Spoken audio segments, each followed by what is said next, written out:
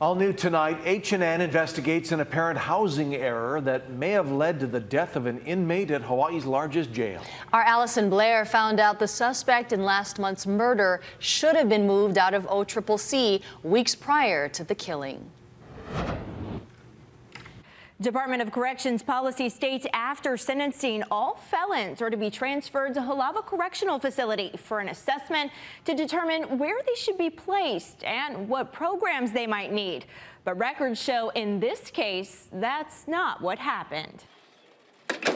In the early morning hours of February 5th, 33-year-old Eric Scotton was found beaten to death inside his cell at the Oahu Community Correctional Center. The suspect, a cellmate, who according to the rules shouldn't have been there.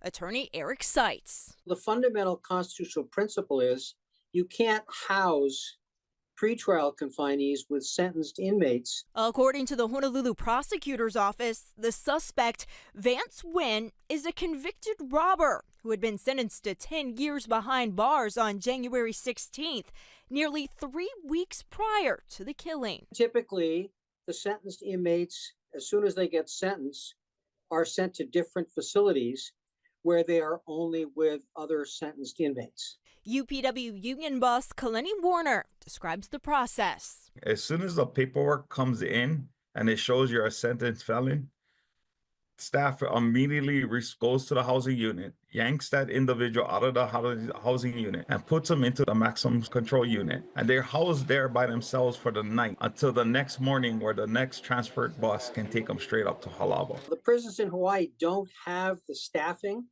and the capacity to do right away what they should do. As of November, OCCC was down more than 430 adult corrections officers. That accounts for more than a quarter of the workforce. It doesn't surprise me that there was a lag or a lapse. We asked Department of Corrections officials about the rules and why Wynn wasn't transferred. In an email, a spokesperson said the Department of Corrections and Rehabilitation cannot comment on the February 2025 OCCC case due to the active investigations by the Department of Law Enforcement and the Honolulu Police Department.